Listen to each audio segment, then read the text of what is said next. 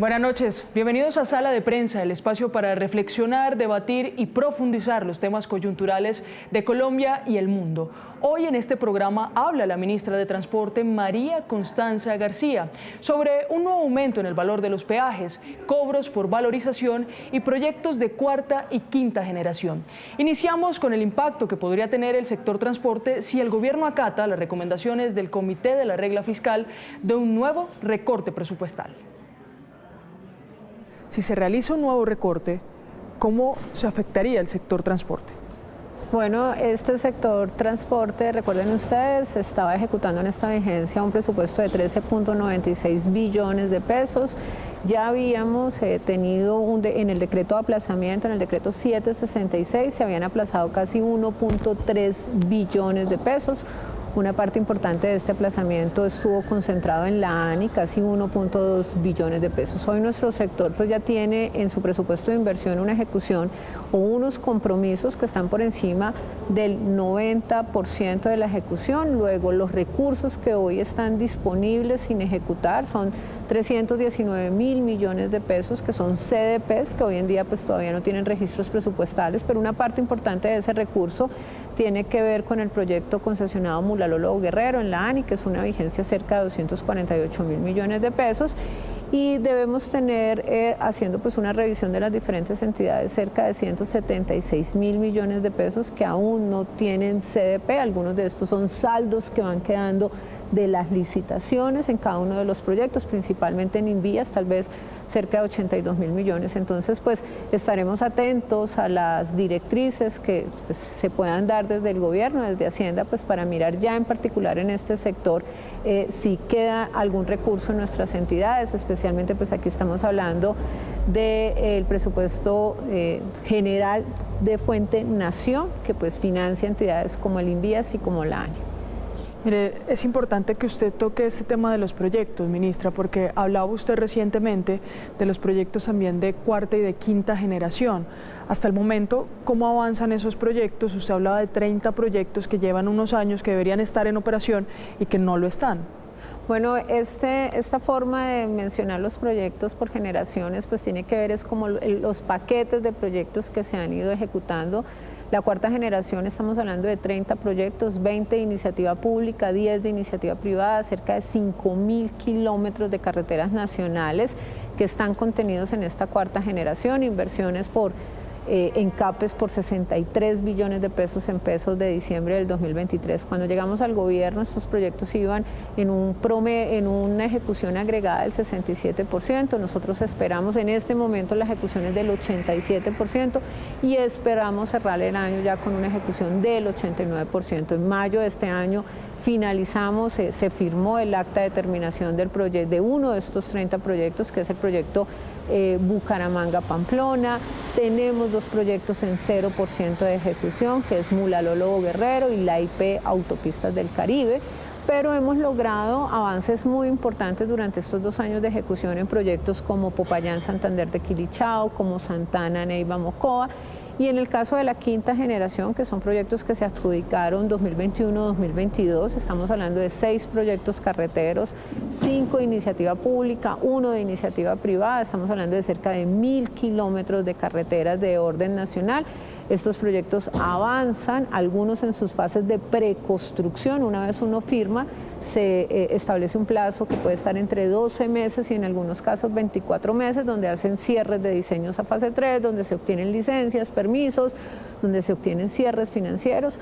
De estos proyectos ya hoy 3 proyectos están en fase de construcción, malla vial, por ejemplo, malla vial del Valle, Buga, Buenaventura. Entonces ese es el avance que tenemos hoy en la ejecución de este programa de carreteras de la cuarta y de la quinta generación. Pero ¿vamos bien, ministra, en esas categorías? Bueno, yo creo que en los proyectos de quinta generación hemos venido agotando las fases de preconstrucción. Estos proyectos son proyectos que revisten en sí mismo una complejidad, o sea, estamos hablando en el caso de quinta generación 1.000 kilómetros e inversiones que pueden estar del orden de 12 billones de pesos.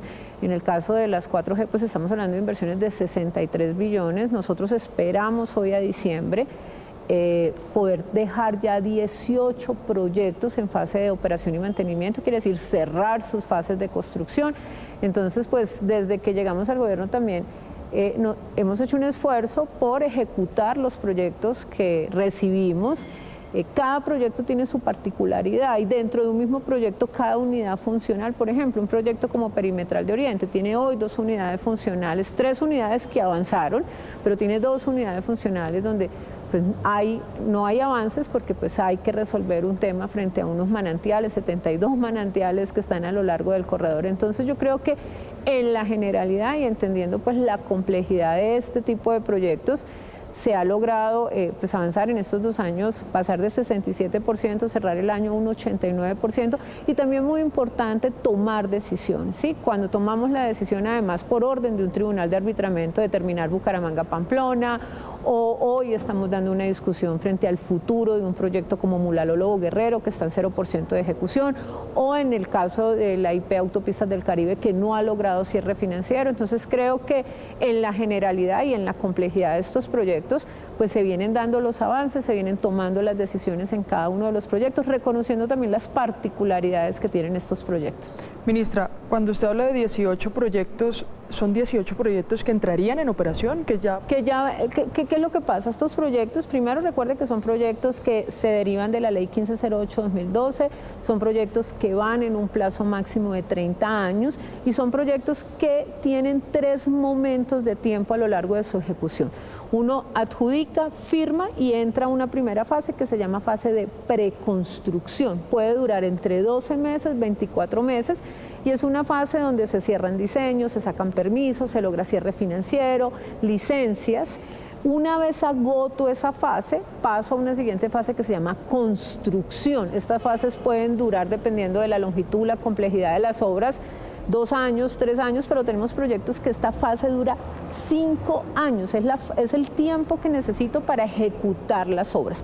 Una vez agotado esto, entro a la siguiente fase que se llama operación y mantenimiento, que puede tomar 20 años, 21 años, dependiendo pues de cómo se hayan estructurado los proyectos.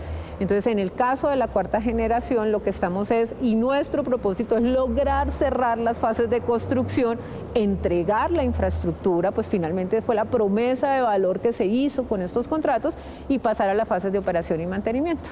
Pero en esa fase de operación y mantenimiento, ¿se puede hacer uso de las vías? Se hace uso de las vías. Apenas cierro, recuerden ustedes estos proyectos, hablamos de un corredor, pero un corredor que tiene unidades funcionales, entonces fácilmente yo puedo tener una carretera de 150 kilómetros con 5 unidades funcionales y en la medida que voy terminando las unidades funcionales, las entrego al servicio. Cuando hablamos de operación y mantenimiento, a lo que nos referimos es, ya terminamos las obras, ejecutamos las obras, las entregamos al servicio y la función ya del privado, del concesionario es operar y mantener esa infraestructura, pero desde que se cierra la unidad funcional y se entrega esa unidad funcional, se remunera esa unidad funcional, pues desde ese momento se deja ya al servicio pues de los usuarios el uso de esa infraestructura. Hablando de concesiones y teniendo en cuenta que en menos de 1 mes y medio se cierra el año, muchas de ellas han solicitado que se haga el verdadero ajuste a la tarifa de peajes, porque para este año no se realizó porcentualmente el ajuste que tenía que hacerse por inflación. ¿El Ministerio de Transporte o el Gobierno Nacional tomará la decisión de realizar un nuevo aumento antes de que termine este año en el valor de los peajes?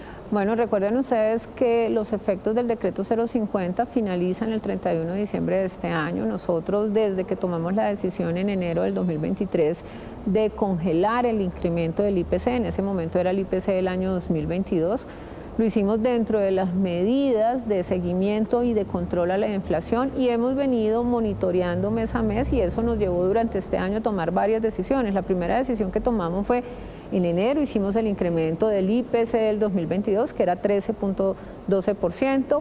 En agosto hicimos el incremento, el primer incremento del IPC de la vigencia 2023, que fue en 4.64, y esperamos ya que pues, a finalizar el año se normalice, que finalmente esto estaba contenido en el decreto 050, y es que a 31 de diciembre de 2024 era la fecha máxima para normalizar ya estos incrementos del IPC. Entonces, pues este es el trabajo que hemos venido haciendo durante estos meses, así hemos venido monitoreando y tomando las decisiones, y este último margen que queda, este 464, pues deberá estarse incrementando finalizando el año, y pues como ya se dan estos incrementos en este marco contractual de las concesiones. Es decir, sí se va a garantizar o sí se va a realizar más bien un aumento en la tarifa de peajes. Eran las disposiciones del decreto 050, es ya regularizar, volver a la normalidad, así estaba definido y contenido desde enero de 2023 cuando se firmó el decreto 050. Ministra, teniendo en cuenta que cada enero se realiza un nuevo aumento por el inicio de año, ¿podríamos esperar también un aumento en enero ya correspondiente al año 2025? A partir del 1 de enero de 2025, pues ya se da una plena normalidad en las tarifas de peajes. Eso frente a los incrementos de IPC. Hay otro capítulo importante también alrededor de los peajes que en este momento está siendo objeto de revisión por parte de la ANI, y es una serie de tarifas contractuales que también están contenidas en los contratos de concesión, que se activan normalmente cuando se terminan unidades funcionales, y le asiste hoy también a la ANI y a las concesiones pues una responsabilidad frente al análisis y a la oportunidad de estas tarifas contractuales. Continuemos con estas metodologías de recaudo desde el sector transporte. El Ministerio de Transporte hace unos meses propuso un sistema de valorización también que inició en la costa Caribe. ¿Cómo va ese sistema de valorización? ¿Cómo se va a seguir aplicando en el país? Bueno, importante contarles el sector transporte y en términos de la valorización, lo que ha venido haciendo es seguir este trabajo que se incorporó desde el año 2016 en la reforma tributaria, en la ley 1819 del año 2016, se reglamentó, se definieron las condiciones para poder activar nuevamente el mecanismo de la Contribución Nacional de Valorización. Esta es una fuente que se establece para poder financiar proyectos de infraestructura. Cuando llegamos al gobierno encontramos que ya se habían adelantado estudios que determinaron pues, que fuera este corredor Barranquilla-Cartagena, el primer corredor donde se va a cobrar la valorización, pero muy importante, no es el único. Hablábamos ahorita, alrededor de las 4G de 5.000 kilómetros se vienen haciendo inversiones muy importantes, unas inversiones en infraestructura además que han contado con aportes de vigencia futura del gobierno nacional. Año a año se aporta en promedio 5 billones de pesos para sumarle a los peajes que en este caso tienen estas concesiones y poder financiar parte de esa infraestructura estratégica que se está haciendo. Esas inversiones generan valor, esas inversiones generan un cambio en la condición del suelo. Entonces, cuando encontramos primero que a partir de esta ley se había introducido nuevamente la posibilidad del cobro, se habían expedido decretos, el decreto 1255, y seguimos el camino de poder instalar capacidades, salir a cobrar una contribución, requiere también que los sujetos activos, en este caso ANI, Invías, pues generen capacidades al interior de sus entidades para poder hacer estos cobros. El primer proyecto donde hemos establecido el cobro es el proyecto Barranquilla-Cartagena, un proyecto de 152 kilómetros donde se han hecho inversiones cerca de 2.4 billones de pesos en pesos de diciembre del 2023, donde identificamos 248.000 predios alrededor del área de influencia de este corredor. Y muy importante, la valorización habla de unas condiciones, tengo que garantizar que haya beneficio. Yo puedo hacer una inversión en infraestructura, pero no necesariamente esa inversión genera o traduce o traslada un beneficio real en el valor del suelo. Tiene que estar demostrado ese beneficio, tengo que demostrar que existe capacidad de pago, y precisamente en esa línea de esos 248.000 predios que están en el área de influencia del corredor Barranquilla-Cartagena, hay 101.000 predios que fueron declarados exentos, que no tienen capacidad de pago, y nos quedamos con una base o con un universo de 147.000 predios que son los que van a ser sujetos de este cobro de valorización. En este momento hemos venido dando pasos madurando el proyecto. En su momento contratamos a la Lonja de Barranquilla, que fue la que se encargó de hacer la actualización de las metodologías para poder determinar el avalúo comercial de estos predios. Nosotros hace unas semanas publicamos, y así nos lo exige la norma, la base catastral. En este momento pues está a disposición de los interesados para que puedan verificarla y puedan también observar frente a las condiciones, las características que está en cada uno de estos predios. Hemos venido haciendo socializaciones que también nos las exige la norma para que podamos pues seguir dando los pasos y poder ya lanzar el cobro como tal individual de esta valorización. Y de forma paralela la ANI viene haciendo los estudios de base para poder determinar la posibilidad del cobro de valorización en otros corredores que hacen parte precisamente de las inversiones de esta cuarta generación, como es el caso de las obras en los mares, en los pacíficos, corredores como, bueno, todas las obras que hay alrededor de este programa y de estas inversiones. Ministra, teniendo en cuenta todo este estudio realizado, ¿cuándo se podría materializar el primer cobro por valorización en ese corredor? El cronograma que tenemos y que nos ha presentado el INVIAS nos muestra que hacia el mes de febrero de 2025 se estaría dando la primera fase de esos cobros. Ministra, le quiero hablar ahora sobre algo que ha venido pasando estas 2 semanas, la ola invernal, afectando principalmente a 2 departamentos, Chocó y La Guajira, si bien hacen parte de esta costa caribe de la que hemos hablado también. ¿Cuáles son los compromisos del gobierno en materia de infraestructura vial y de transporte con esos 2 departamentos que coincidencialmente reclaman vías para poder conectarse con las regiones locales de estos departamentos? Bueno, la semana pasada estuvimos acompañando al presidente, el miércoles estuvimos en el departamento de Chocó, el jueves estuvimos en Guajira, pues conociendo de primera mano cuáles son la situación que se tiene en emergencia y pues contarle a los colombianos, a las colombianas que el sector transporte hoy tiene la posibilidad de llegar a atender estas emergencias, estas pues, inundaciones y demás que se dan en la infraestructura de estos departamentos, y no solamente pues, de estos departamentos, de las vías. Recuerden ustedes que el gobierno nacional directamente es responsable de 18.000 kilómetros de carreteras de orden nacional, 7.700 a cargo de la ANI, de 10.200 a cargo del INVIAS, que las gobernaciones pues les asiste la responsabilidad y la competencia de administrar la red vial secundaria, 45.000 kilómetros, y que la red vial terciaria, más de 142.000 kilómetros, pues ahí hay una responsabilidad compartida entre alcaldes, entre el INVIAS y entre las mismas gobernaciones.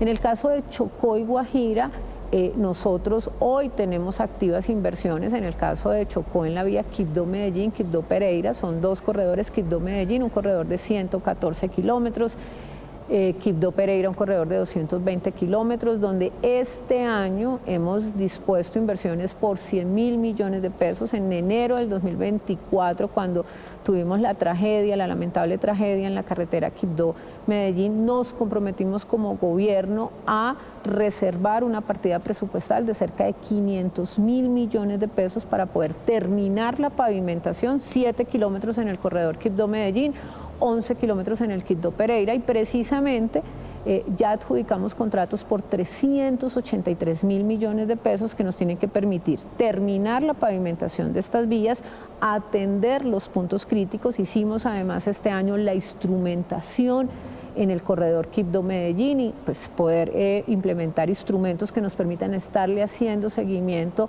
al comportamiento de esta carretera.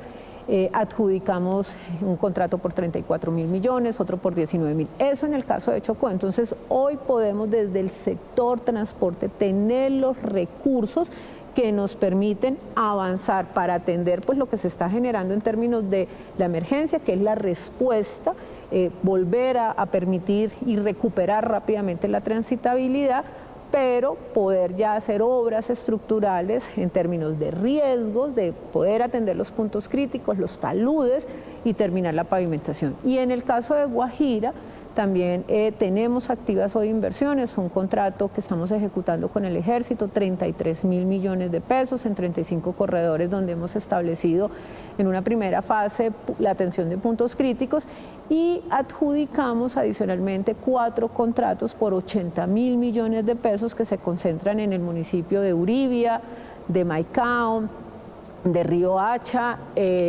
y estamos haciendo pues estas inversiones. Entonces es muy importante, hemos logrado desde el INVIAS hoy cerca de 700.000 millones de pesos en contratos de mantenimiento que nos permiten responder frente a esta situación de emergencia en nuestro país, y nuestra infraestructura es vulnerable a los efectos de cambio climático. 2022-2023 en el fenómeno de la Niña pues tuvimos en toda la infraestructura más de 4.700 emergencias. En lo que va corrido ya este año pues tenemos más de 500 emergencias. Entonces hoy el sector pues tiene la posibilidad de atender estas emergencias con los recursos que se han asignado y que se han ya adjudicado principalmente desde el INVIES.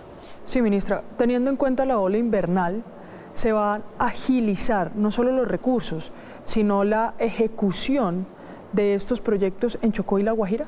Bueno, importante nosotros decirles que tener hoy estos contratos vigentes nos permite poder atender de manera prioritaria las emergencias que se están haciendo.